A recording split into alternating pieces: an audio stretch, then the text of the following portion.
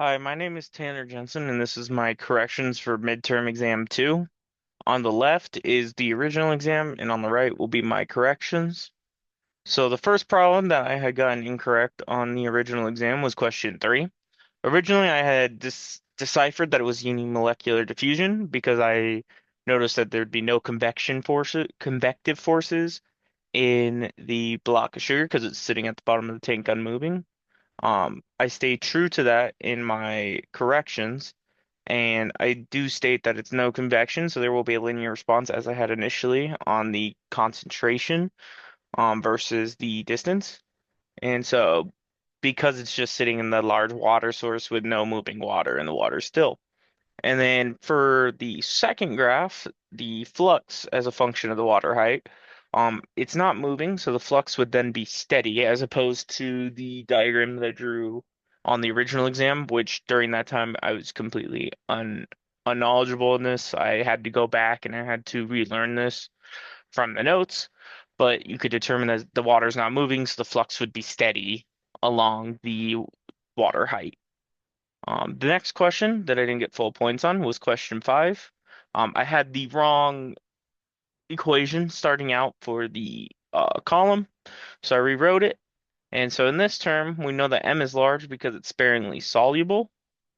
And so because it's large, it means that Ky, the large Ky, won't be close to either the individual mass transfer coefficients because it's dependent on the M for its final value more so, or for its value. So M is influencing the KY, so it would make it not close to either of them. And the overall mass transfer resistance is dominated by the resistance in the liquid phase because M is the largest variable and is driving the final value. So it would be determining the final overall mass transfer resistance over the gas phase because the gas phase would be increasingly small comparatively. Originally, I had the wrong equation. I had it more for an absorbing column, so it made my answer close but incorrect at the same time. Question 6, I was relatively um,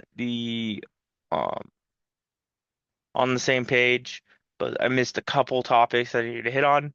But Benzie is mostly unchanging between the reboiler and stage 6, which means that toluene and cumene are in the pseudo-binary distillation.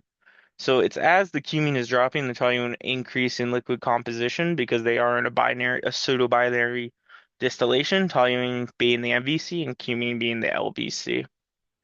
Originally, I was close to this, but I didn't really touch on the reason why um, they're in a binary distillation and how it affects it.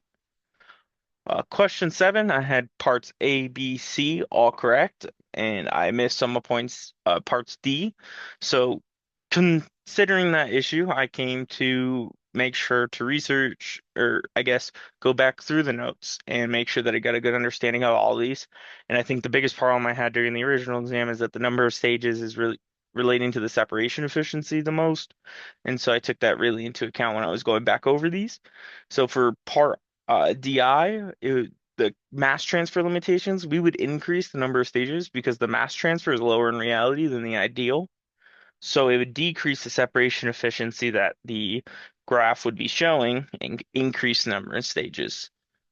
And then if we employ liquid in the solute, in which the solute is far more soluble, it'll decrease the number of stages because the separation process is made more efficient because it's more soluble, meaning that it'll separate easier, which would require the less stages.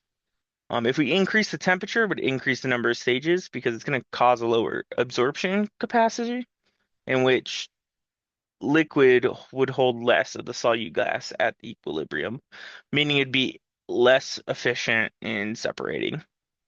For part DIV, we would increase the pressure, and that would decrease the number of stages because it enhances the solubility of the gas into the liquid, and that making it more efficient. So it pushes the solubility of the gas into the liquid.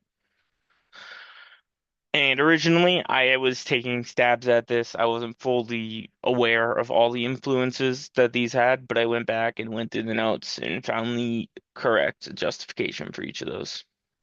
For part 8, I had a decent start to this, but I also were missing a bunch of big parts for this. So um I reset up my absorber and I reset up my variables and then I got the right equations and solved for G. I also had to solve for A to solve for G prior. Then I could use the relation of S min of xn plus 1 minus xo equals G yn plus 1 minus y1. I can then rewrite it to solve for S min, which was 23.61 kilomoles per hour. Um, and then for part B, I took that and I plotted it on the graph, and I plotted it on the graph, and then I was able to solve for my S using my S min that I got for prior and multiplying it by that 1.1. And then when I plotted it on the graph, I could solve for my xn. Sorry, I didn't plot it yet, but I solved for my xn plus 1 using the variables I had with the S over the S min. So then I was able to solve for my xn plus 1 and get 0.445. Then I was able to plot that on my graph. And the reason that I was able to find one of my plotted points was I was using the uh S-min, so along the equilibrium line, and that's how I got my 4.875 for my initial values. But then I got my 0.445, which was based off my S. And I was able to plot it and find my stages, which was five. Originally, I only had three. I had a closely plotted line, but it wasn't actually uh correlating to my values as well as it should have. Then we go to part nine. Um, we then determine that the DE is in the extract and the water is in the raffinate. I just stated that it was in the liquid phase while the extract was in the gas phase, which is partially is incorrect.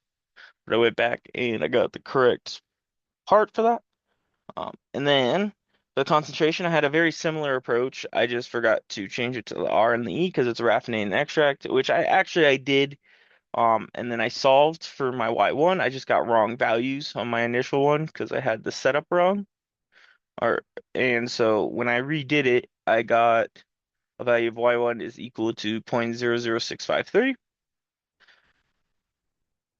And then I had to plot it using the values that I got, and which is a much better graph than I had before. It's a lot more slanted, not as flat, which means that there would be more stages, which got me to six stages as well.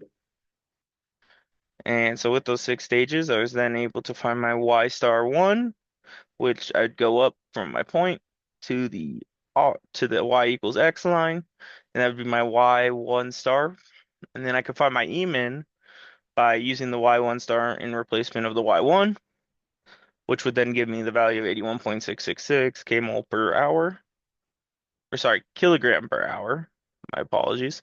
And then when I did E over E min, I got 1.837 for my ratio.